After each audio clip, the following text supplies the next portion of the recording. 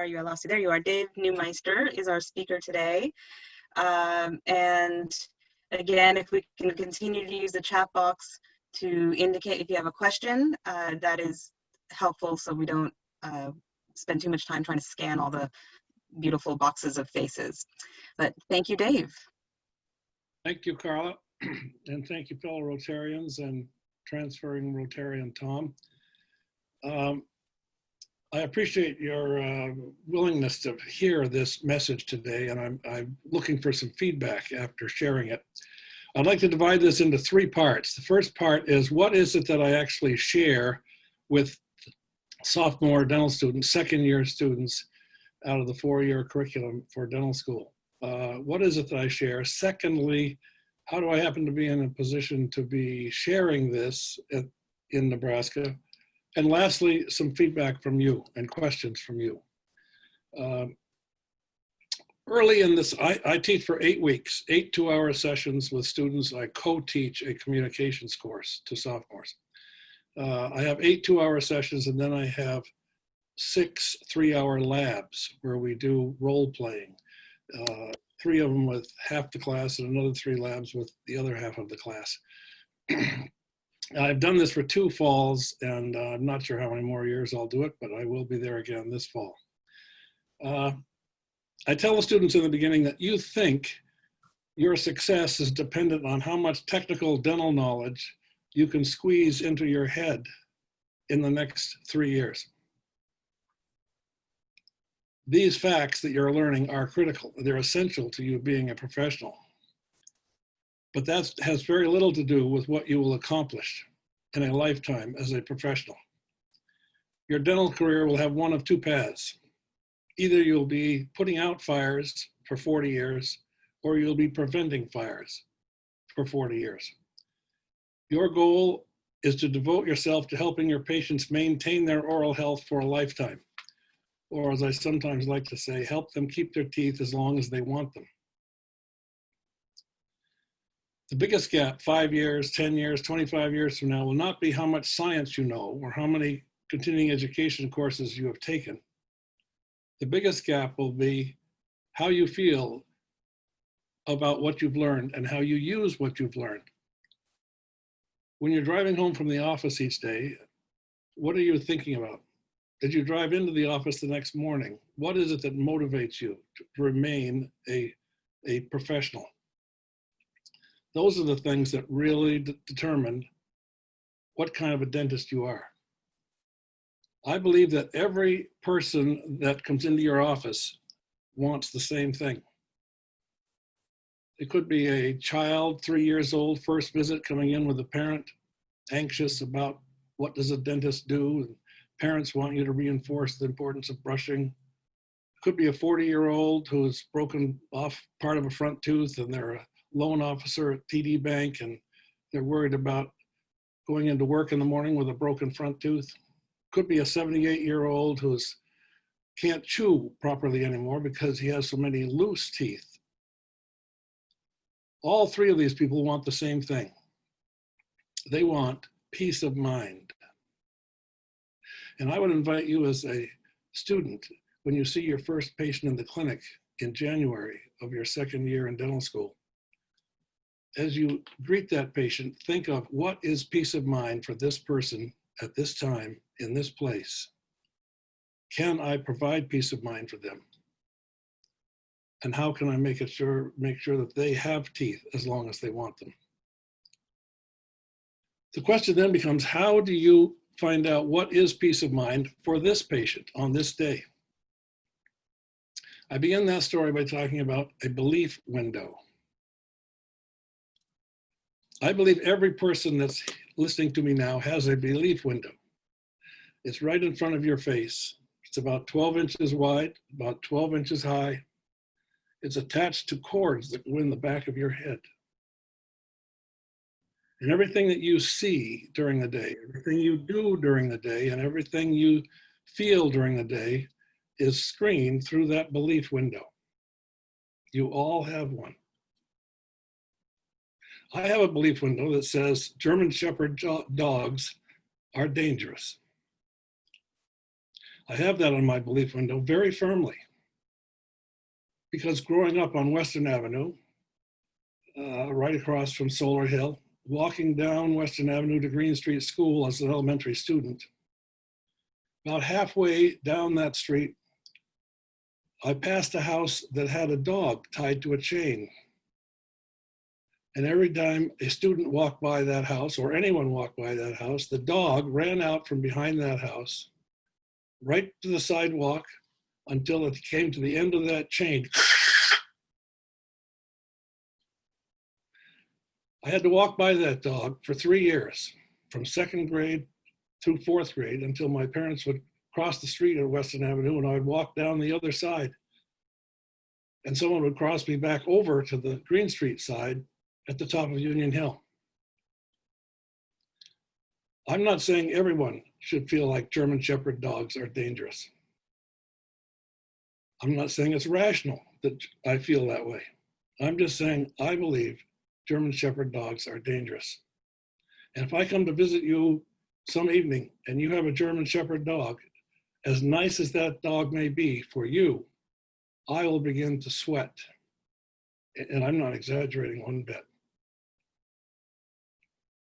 I think all of you have things on your belief window, like that German Shepherd dog. Some people have on their belief window that whoever dies with the most toys wins. It affects every decision they make, every thought they have. Some people have on their belief window that European cars are better than American cars. I'm not saying that's true or not true. I'm just saying it's on their belief window. It affects their decisions. And it takes a pretty big event to take something off the belief window. And I would suggest every patient that comes in the office has that same belief window. Some belief windows might say, my sister had a root canal once and she lost a tooth anyway. Why bother? She's not going to come into the office telling you she believes that, but it's there. It would be to your advantage to find that out. Some people might come in and say, I have dental insurance now, so I can get my teeth fixed. And they believe that dental insurance will make it possible for them to get their teeth fixed without being sure what it is they even need to have fixed. Patients come in and say, I don't use toothpaste when I brush my teeth. You can make assumptions about why they don't use toothpaste. You can go into your dental mode and explain why toothpaste is important. Or you could say, wonder how that got on their belief window. What is behind that for this patient today? Patient comes in and says, I stopped drinking Mountain Dew every day. Good information. What's on your belief window that caused you to stop? What was on your belief window that made you think it was good to have Mountain Dew every day? How do you identify what is on a patient's belief window? You have to ask questions. You have to be open to an emotional conversation with that patient to identify what is behind that thought. That gets into the second phase of the second subject area that I cover, and that is listening in curiosity. This is not listening to respond, as Stephen Covey talks about. So most people don't listen with the intent to understand, they listen with the intent to respond. I'm talking about listening to understand, listening in curiosity. You're not listening to convince them of anything. You're not listening to confirm your opinion with them.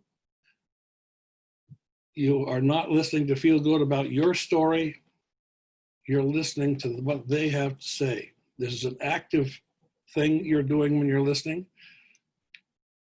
But you listen by asking questions. And you don't listen by responding. You're listening for emotions. You're listening to understand what is behind the thinking. It requires a lot of practice to do this for today's 24-year-old. Whoever asks the questions in that listening experience controls the conversation. That for me was not intuitive, But in fact, if you're listening well, 95% of the time, the other person is talking. But sometimes what they're talking about, you are in control of. If you're going to listen to learn, listen to understand, you have to be willing to risk possible awkward directions the conversation might go.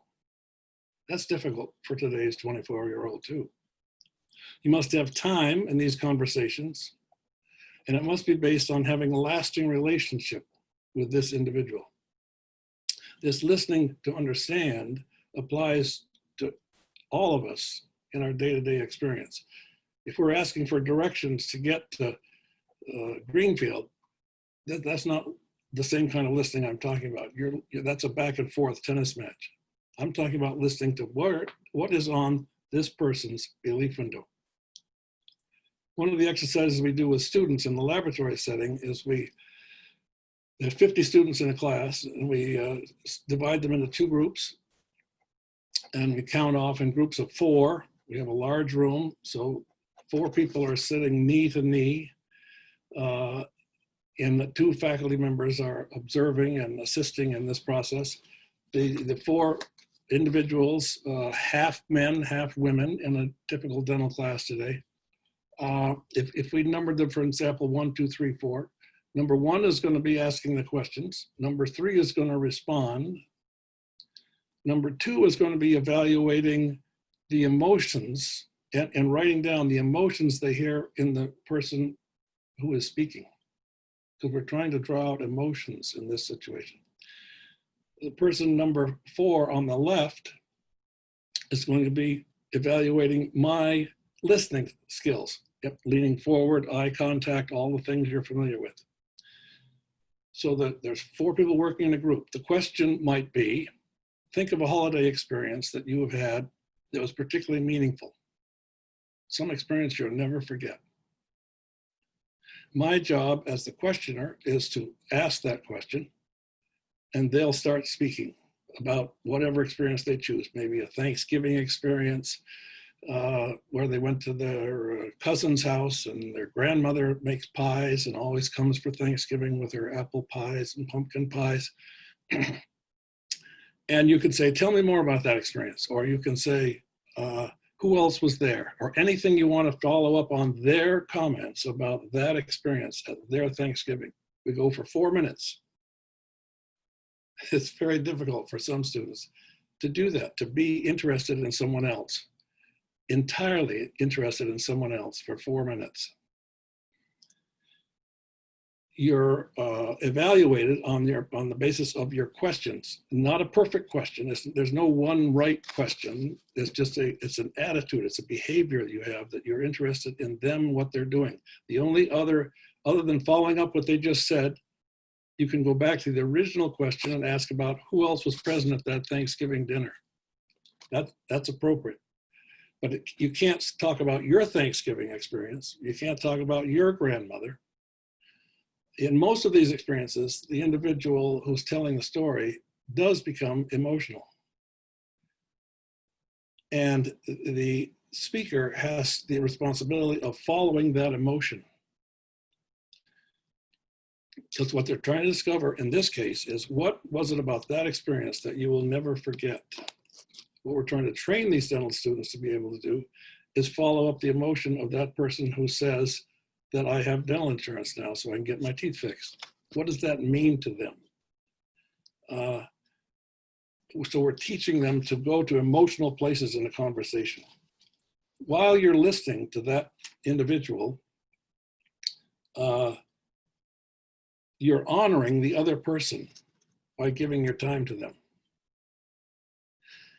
I like to say, you learn about them while they learn about what kind of person you are. And this is the thing that will determine whether you enjoy being a dentist for the next 40 years. The relationships you have with people and the ability you have to help people. You need time, desire long-term relationships, and both agree that teeth, as long as you want them, is your objective. Seek first to understand before hoping to be understood.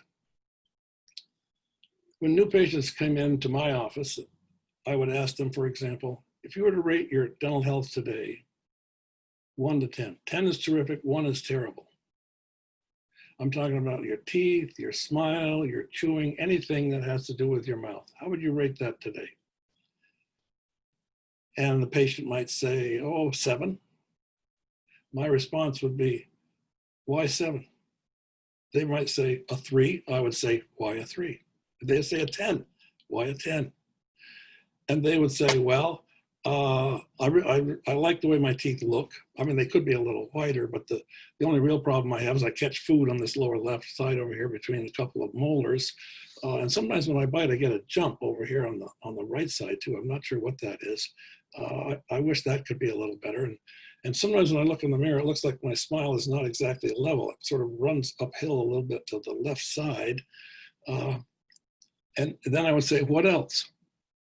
Well, I do really wish my teeth could be whiter. Again, we're training this student dentist to be open to anything, keep asking questions. It's all about them. How do they rate their dental health today? Then it's my responsibility to go back to the beginning and ask about how long has the food been catching on that left side? Tell me about here's a mirror. Show me what you're talking about that your smile runs uphill to the left. So I do go back and close the door on all those topics that they brought up when they're rating their oral health, because I want to know all those things. But I don't stop them after their first or second or third or fourth response, because I want to get all the responses. And I want to do that before I look in their mouths. After I've looked in their mouths or taken x-rays, then I'm supposed to be the expert on why food catches there, or is their smile crooked. I want their belief window. I'm trying to identify from the very beginning what is on their belief window on this day.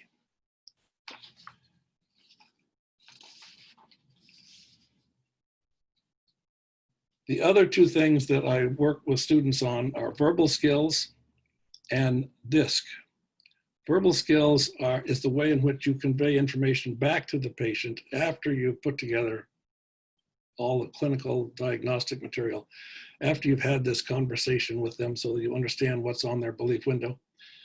And I might add, when you're doing all of this and drawing out information from the individual, someone is writing that information down. I'm not writing it down. When we do this in the role playing with students, actually the person who's role playing the dentist, he's having to write it down while they're speaking. And after those scenarios are done, all of those evaluations take place with each other in those groups of 4. I tell you what I heard you saying, what the emotion of that was. You talk about the experience.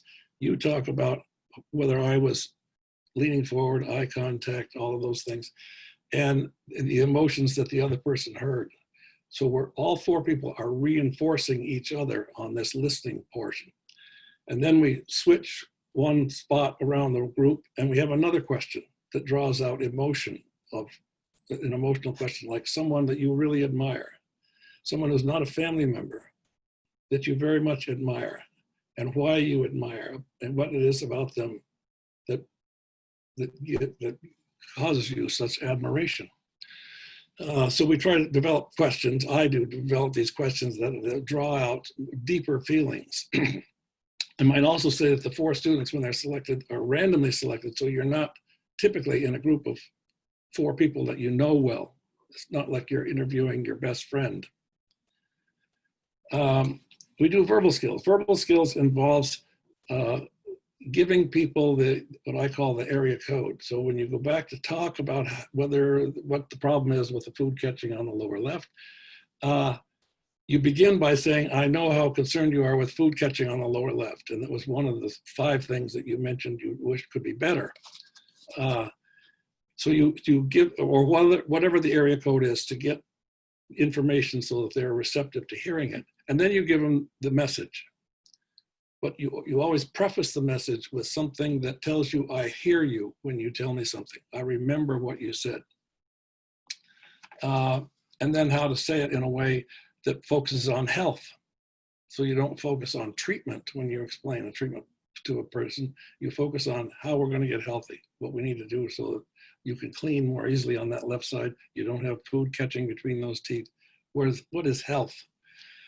DISC is a behavioral style inventory.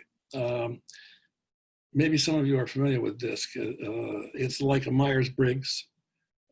We do a mini form of a DISC profile, and then I talk about how we use that with patients, because patients with different behavioral profiles or different personality profiles like to receive information in different ways. So when you are giving information back to a patient, you give it back in a way that a driver type A person likes to receive information, or that a technical Vermont Yankee engineer likes lots of detail and lots of process when you give them information.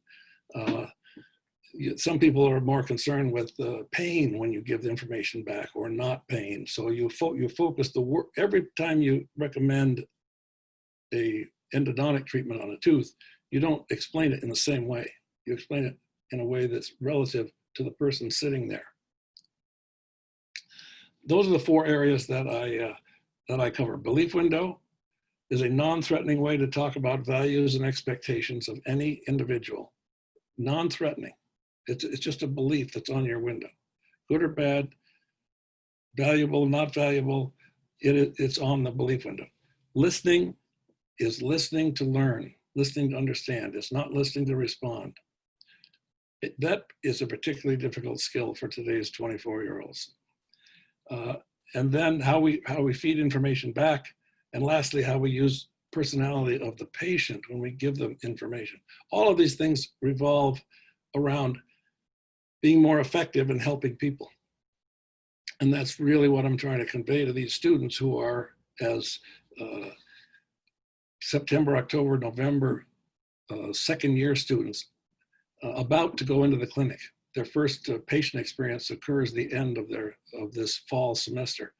So, or catching them at a time when they can actually use it in the clinic. And that's what I tell 24-year-olds who have majored in science and are very smart. They have lots of technical information, and they're going to learn lots more technical information. But I try to convey that it's a bigger world out there. And when you reflect on your life as a dentist, the success comes from helping people and not from the knowledge. And to that end, there's a book by Being Mortal. Perhaps some of you have read that book by Atul Gawande. And he said, you become a doctor for what you imagine to be the satisfaction of the work. And that turns out to be the satisfaction of competence. Your competence gives you a secure sense of identity and allows you to help people solve their problems.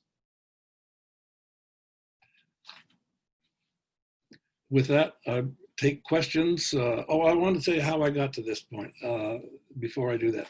I have been lecturing at the both my parents are from Nebraska, southern Nebraska. They grew up on crop farms. My dad was a dentist in Brattleboro. Many of you know. My mother was a nurse. They met in Lincoln at the University of Nebraska when they were at the getting their education. My father moved back to Vermont. Came by train, actually. Didn't have a car, wasn't married, was 30 years old, and had a residency at Mary Fletcher. Lived in Converse Hall. For those of you who went to UVM, you know where Converse Hall is. And had a year's residency there. And then he took a position at the Brattleboro Retreat. At that time, they had a full-time dentist on staff. And he was the dentist on staff at the retreat for 3 years. And that's how he got to Brattleboro. Totally coincidental. The reason he got to Vermont was because he wanted to get away from farming. And he was going to go to the East Coast or West Coast. Mary Fletcher paid more money than any of the other positions he was accepted at, so he came to Vermont. So it was quite accidental that I ended up in Brattleboro. But I have cousins in Nebraska and in Iowa. I still have family out there. I have a sister who lives in Lincoln, went to the University of Nebraska also. Another sister also went to school in Nebraska. So we have a lot of connections to that area. In addition to that, I've been speaking at the University of Nebraska Dental School to seniors and juniors on Friday, 3 hours a morning seminars for about 30 years. In the fall, I speak about DISC and the use of DISC in a dental office. In the spring, I speak about staff meetings and team building and hiring, how to surround yourself with a group of people who share your vision of helping people keep their teeth as long as they want them. And in the fall, I speak with seniors. In the spring, I speak with juniors. So I have a history at the university. And after I retired, fortunately for me, I was interested in going back to Lincoln and doing some work with students. The accrediting agency for dental schools increased the hours required on communication skills for dentists, which wasn't part of the curriculum that I had. I didn't learn any of these things in dental school when I was there. So they were looking to expand their communication curriculum, and I was interested in doing that. So it overlapped nicely for me. And that's how I was asked to be part of this. And I began 2 years ago, as I said, working with sophomore dental students. With that, I'm interested in any questions, any part of this anyone is curious about, I'm happy to share. I'll check the chat box here if anybody has anything they're wondering about. Thank you, Dave. Yes, please do use the chat box, or we're relatively small. Mara has a comment, and then Phil Steckler. So Mara first. Hi. It was a great presentation, thank you. And I think that your understanding of what it takes to have really close listening skills gives very valuable insights. I just want to say that years ago, Dave Neumeister, this is more than 20 years ago because I was still the director curator at the Brattleboro Museum and Art Center, gave a presentation similarly about the work he does with his staff to build a team and hidden areas that you might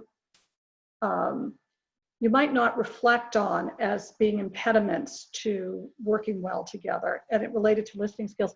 And I invited him to do a series of 3 workshops for the Brattleboro Museum board and staff together. And it was really revelatory for all of us to understand, particularly in a group dynamic, how some people overtop the others without really doing this close listening skill. So I just want to say, if you ever want them to do something that allows a team of people to communicate better, I would give you a recommendation to say, great, he was fabulous. Thank you, Mara. Phil. Yep. David, thank you. I think you and I first probably met on the tennis court, as well as various outing club activities. And I know you beat me some of the time, so. No, you know, not very often. No, I didn't. No, I didn't.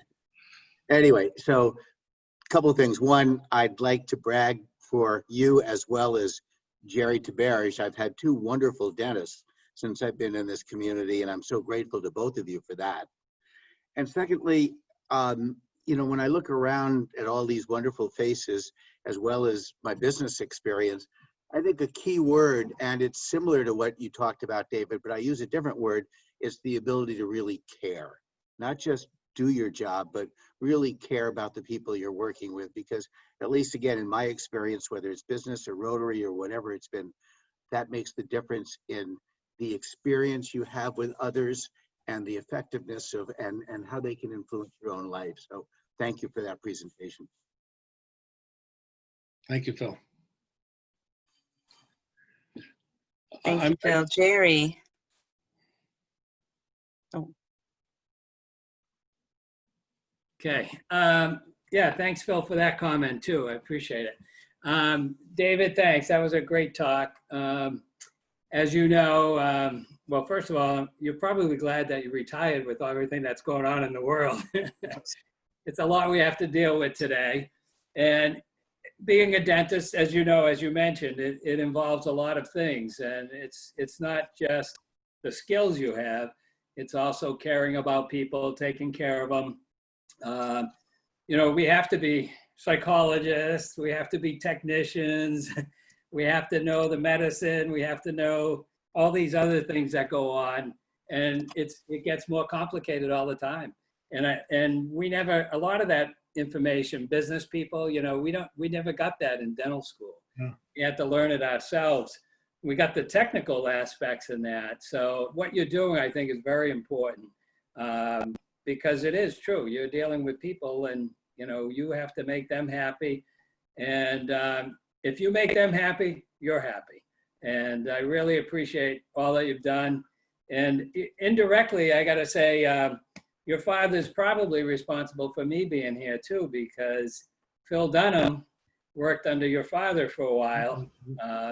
And as you know, most of you know, I don't know if everybody knows, but Phil Dunham was the one that brought me to Brattleboro. So it's been great that I've been here. I've been here, I think now 36 years, 37, no, almost 38 now.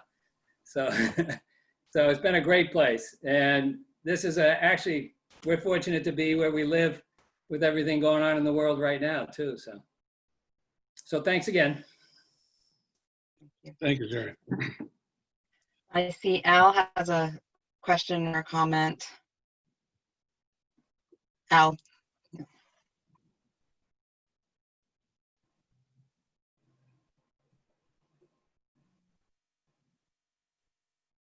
Oh, you did unmute. Muting. Now, okay, yes. David, that was a wonderful talk, and not just dental students, but every young college student should learn some of your philosophy. It reminds me of the fact that you have always been a thinker and a philosopher. One of the first times I visited your office, you gave me a sheet of paper, which I think was entitled "A Train," but it was essentially about a train trip being a metaphor for life, and the fact that it wasn't the destination, it was what you made of it on the way. The journey, yeah. Yes, the journey. And of course, my most recent dealings with you have been on the ski slope, where you've been the outstanding member of our Rotary ski team, always beating me by several seconds. But it's been a long and good relationship. Thank you. Thank you. Well, I might inject here that my experience is that students today are emotionally challenged to have a conversation with feeling. And I say that because their lives revolve around texting. It isn't around emailing. It isn't around face-to-face. Their lives revolve around texting. And in the same way, bullying is a bigger problem, because you can say things when you're texting that you might never say in face-to-face. The same thing is true if there's an emotional feeling expressed by a patient. If a patient says something that is heartfelt, but comes from an emotional place, it's very hard sometimes for young people to go to it. I think the people listening here would do it more successfully than a lot of 24-year-olds today. At least that's been my experience. So if somebody comes in and says something like, I have teeth just like my father. And these are comments that I've got 20 of them. That patients actually have said. They're uncomfortable going to that. Like, tell me more about your dad's teeth, or what would you like your teeth to be? Or they don't have any experience doing that. They're illiterate sometimes. I say this globally, and it's certainly there are exceptions, but in my experience working with students, they find it very awkward to ask questions that would deal with emotions of the experience. They don't have enough personal experience with those things, so that it's part of their nature. It feels awkward, so they just don't do it. And I'm an introvert by nature, so it wasn't easy for me to do this either. I just learned that if I was going to be successful, I had to do it. I had to learn how to do these things. So if somebody says, if my gums don't bleed when they clean my teeth, they're not doing a good job. In fact, that's not a true statement, but there are people who believe that. And you need to know why. What is their experience that makes them feel that is true? Because in fact, there are instances where you could do a good job and there isn't any bleeding. If there was bleeding, then there's something else happening. So and sometimes you need to decide, is this a belief that I need to spend time resolving because they're often left field on it? Or is this a belief that works? The patient comes in and says, I don't use toothpaste when I brush my teeth. The response to that is, tell me about toothpaste. It's not, I don't start describing why they need to use toothpaste when they brush their teeth. I could do that, but I'm suggesting if you want to have a relationship long-term, you don't do that. Tell me about toothpaste. And he says, and I am as honest as I could be, I used toothpaste one time to clean my glasses. And if you saw what it did to my glasses, you would never use it in your mouth. So that gentleman is using baking soda on a toothbrush now, which works fine. A lot of people use baking soda anyway, and it's not toothpaste. I hope he doesn't try to clean his glasses with baking soda, but that was on his belief window.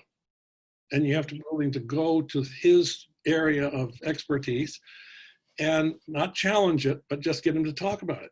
Listen to his understanding of why whoever dies with the most toys wins. Tell me more about that. That's an interesting philosophy. How does that work for you? Tell me an example of how you use that philosophy. I mean, if you practice these things, you can have a conversation with anybody about almost anything.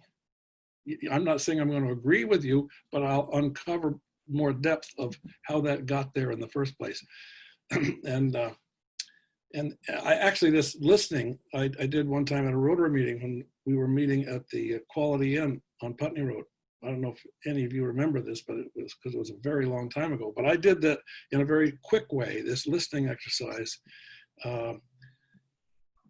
paired off in the room and did that listening exercise. And I will never forget Kirsten Besky was sitting at a table to my left.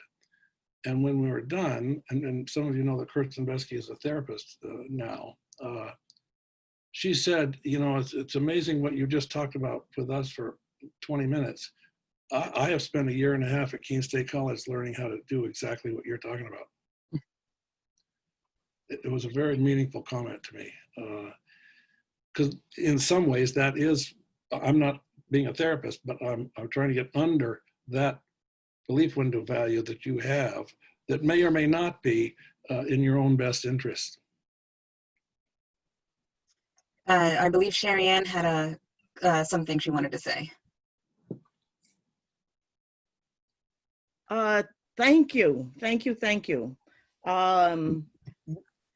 I will say that enough of that is not taught at any level in the academic system. And I would say that between that and just being consciously aware of where you are and who you're communicating with should be taught from about the 4th grade. Yeah. And I think that would probably alleviate half of the problems we have in this country around communication.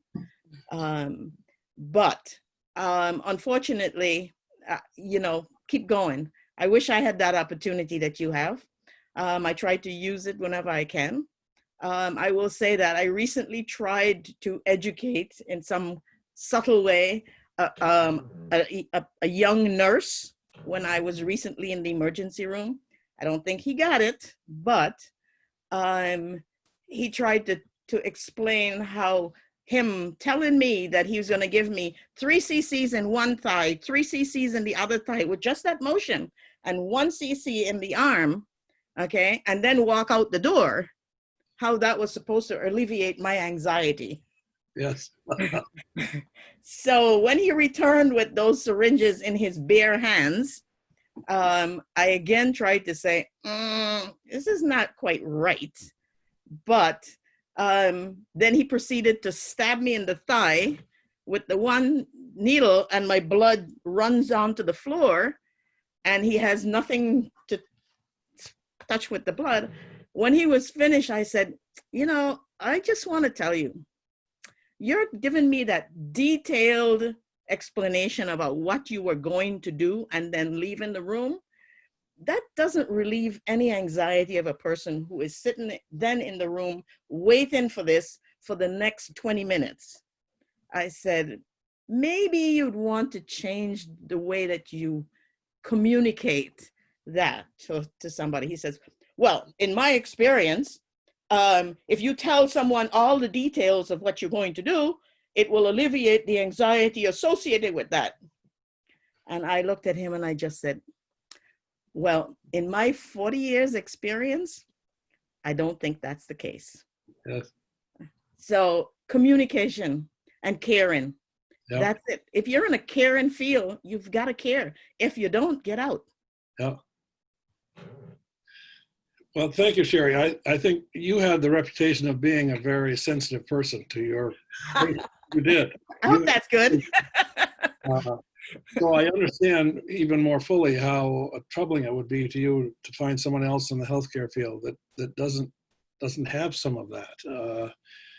And for me, again, I repeat, it was not instinctive, and that's why I think I enjoyed teaching this subject. And I tell students that in the beginning, I'm an introvert. I'm a quiet person. I'm more apt to observe, a little like what Al said there, sort of observe what's going on and think about it instead of knowing what to say.